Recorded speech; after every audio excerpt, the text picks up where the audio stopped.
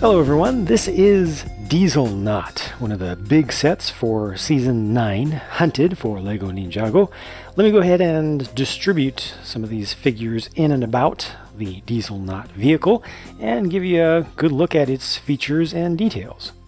Now this, to me, does look like a little bit of a mess at first glance, but I feel like if you actually go through the process of building this or you spend some time with it, you'll start to understand what it's all about, what they're going for. I believe this is supposed to be that Mad Max sort of style, post-apocalyptic world sort of cobbled together mean machine.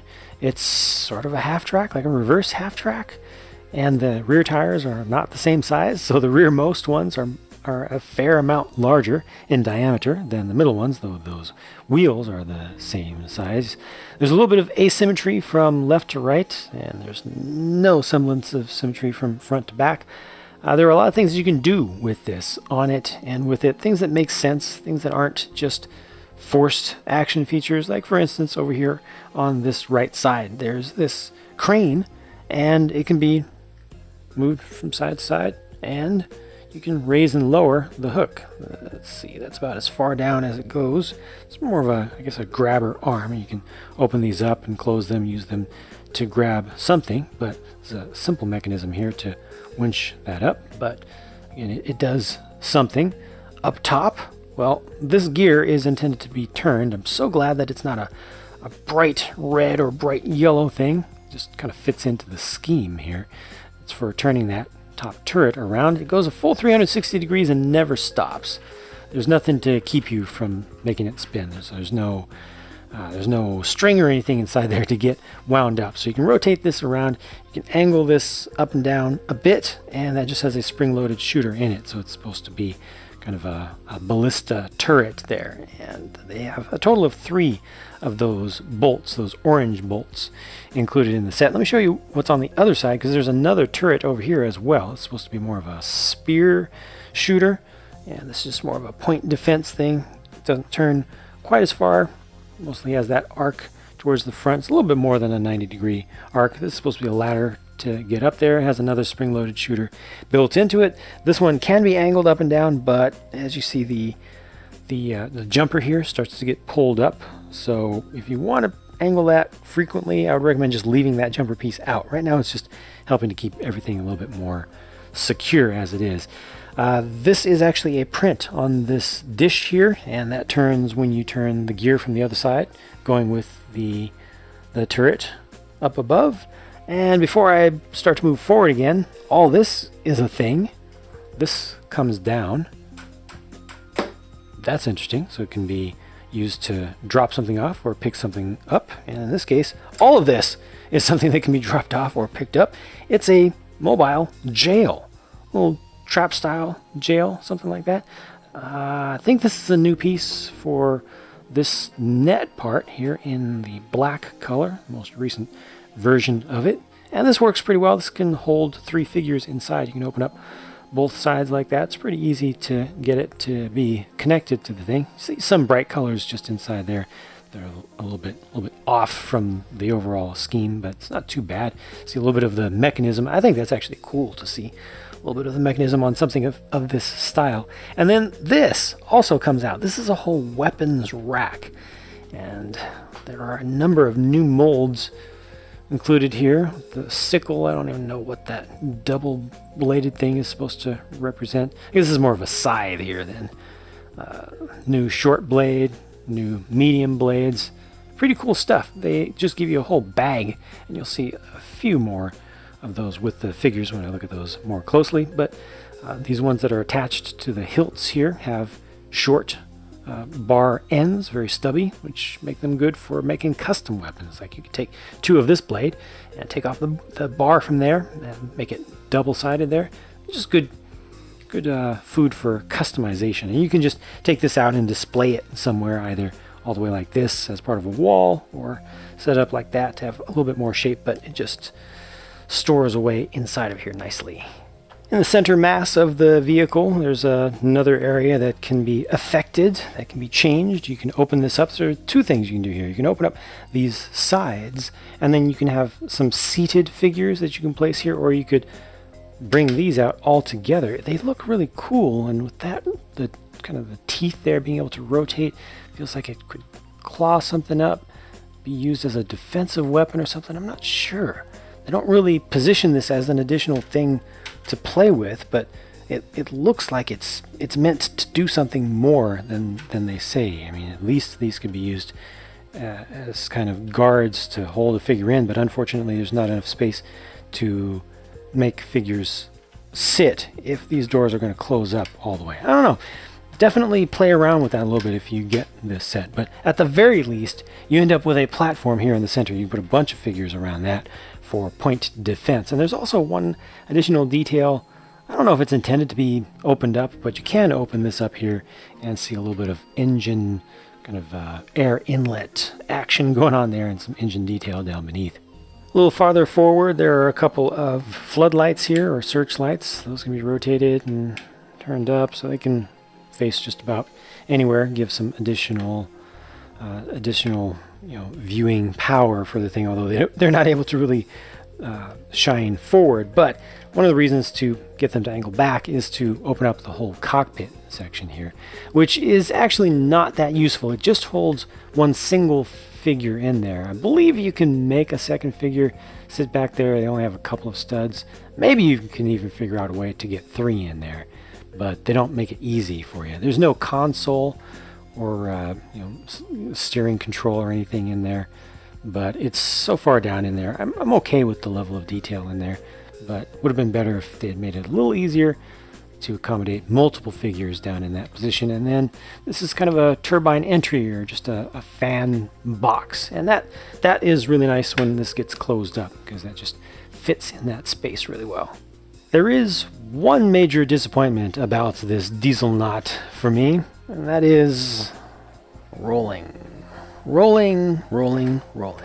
Doesn't really roll at the front with the tracks. I've just spoke about this in a recent review in a completely different theme, that a lot of toys that have tracks don't work very well. The tracks, at least themselves, don't work very well, and that's the case here. They actually do give us a generous number of the little rubber pads to insert into these treads, so every other tread segment has a piece of rubber stuck in it for traction, but it's just too tight. They should have given more links, or just changed the geometry a little bit, because this is not loose enough to allow it to work on hard surfaces. The Ninja in this set are, obviously, on the left, Jay, in the middle, Zane, and on the right, awkward teenage facial hair, Wu. He's growing so fast. Why is his head hair white already, and why is his facial hair still black? That's weird. He's funny looking. Notice that the katana for Jay and for Wu, same setup for each, feature 2 pieces. So you actually have a brand new katana blade piece with just a short tang, basically, not even a full hilt built into the mold for it. So that's a brand new piece there that allows you to add your own hilt onto it. And Jay over here also has this sickle. That's a brand new mold right there. The sickle and chain, a weapon that's known as kusarigama. Might be pronouncing that wrong, sorry, but it's a sickle and chain, basically. And I think all of these look pretty good. Move that out of the way so I can get this rotated around. Obviously I need to remove some stuff so you can see some more details. Excellent. Alternate faces for Jay and Wu. No alternate face for Zane, because they need to show the port on the back. That will work much better when he has his hairpiece on. Unfortunately, there's no hairpiece included for Zane, nor for Jay. I wish they would change that and start including those with these sets. It's only 1 piece per character. It shouldn't cost that much extra. But there's a better look at the main faces there, and obviously Wu has just found some clothing in the realm that they've been transported to, because, you know, again, he's been growing very quickly, so he needed to basically find whatever he could. On the bad guy side, here on the left is the boss man Iron Baron with his staff. He has a sheathed blade there, another new piece that's intended to represent a tanto blade, a traditional Japanese tanto, not American tanto style. It's more common amongst Westerners, but his hand is intended to represent a cyborg arm, a robotic arm basically. And so that's actually his hand there at the end. It's not part of a separate weapon or anything. It's kind of long, kind of sticks out. But again, pretty good details here. On the right is Skullbreaker, who's just a henchman. They tried to put a lot of detail into the torso there that I feel kind of needs just another piece. But he is one of the least armored bad guys in this entire series, so you know they have to have a little bit of a range. The kind of neck armor, face guard, neck guard, single pauldron piece that's used there on on the Baron is a reversible piece, and you will see that reversed in just a moment. Let me take once again some of this stuff off.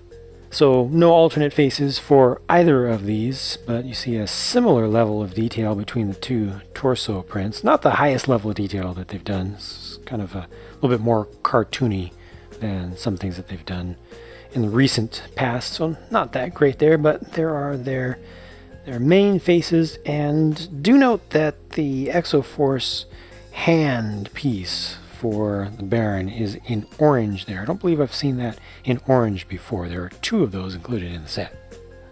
Correction, there are 3 of those included in the set, because Heavy Metal there on the right has one on his chain rifle, they call that weapon, has the semi-transparent orange chain attached to it. Doesn't actually shoot, but looks interesting, and at least it's a weapon that you actually build up yourself. And on the left is a character called Muzzle. Now, on each of these, you see that piece that I was showing you on the Baron reversed around. So this is the other way that can be applied. I think it looks equally good. Either way works out just fine. Notice that the prints are the same between these two for the torsos and the hips and the legs. The differences are in the accessories and the headpieces, with the headpiece for Muzzle on the left being identical to the one that you saw for Skullbreaker. One last very important inclusion in this set is not really a figure, but it's kind of a stand-in for a figure. It's kind of an armor stand, I guess you would say. A statue that is set up with some of the new dragon armor and also a dragon weapon. The shield is a brand new print. There's a printed piece there that is set up as an actual shield, so it can be easily held in the hand of a figure. You got the dragon bone sword behind there. Let me actually remove the shield so that you can see the sword, and the shield has the gold color behind it. It has its actual plastic color. This is dual molded with a bit of marbling of the tan and silver together. Got that nice dragon head hilt piece, which looks fantastic to me. It's my favorite piece, I believe, in this entire set. And then the dragon plate armor piece that's mostly covering up the shoulders, and the dragon armor helmet. This does a great job also of highlighting the differences in the two gold colors. You have the more traditional or longer lasting pearl gold color that we've had for quite a while, used for the helmet there. But then the armor piece below, the chest armor piece, as the most recent gold that is less orange. It's not quite as bright. It's a little bit more of a true gold hue, but it's not as shiny. So I don't know. I actually like the slightly darker one a little bit better. It's just closer to the actual color of gold, but then it doesn't have as much metallic flake in it, or the metallic flake is at least thinner, smaller pieces. But again, really nice sculpting with the dragon headpiece that's built into that. Of course, these are collectibles. You'll be able to get more with different sets, and you can put them on whatever figures you like. So what about price and value? Well, looking at just the numbers, it looks pretty reasonable to me, actually, especially based on a price to part ratio basis. There are some small pieces, but there's a larger than normal number of large pieces here, so that brings in even more objective value. I do feel like the entire vehicle doesn't feel to me $100 or $110 US large, but it is pretty dense. There's a lot of detail in it, and there are a lot of things that you can do with it, so it kind of makes sense. If they had made a $110 set of this, 5 years ago, or maybe even 10 years ago, it probably would have had a similar size vehicle, but it would have been very hollow, wouldn't have done very much, and then they would have had additional builds that would have made it feel a little bit larger. So all things are kind of relative in that sense. I think the figures are pretty good. I'm not entirely impressed with the graphic design work done for the hunters for this season. It's just not up to par, I feel, with the current state of the art for Lego. I think that the Ninja just get much better work done for their prints. The stickers in this set I think are perfectly fine, and there aren't too many of them. The action features in general work pretty well, are integrated pretty well. Do wish that you could put more people into the cockpit. That definitely feels like a miss. And then this platform back here, just you need to do something with those spikes. They seem really cool to me, but those combined with the doors limit the amount of space in here when everything is closed up. So I do recommend a little bit of customization to open that up so you can store people in here or store cargo in here. One of the two. Definitely could have some better use of space, and you can make that happen fairly easily.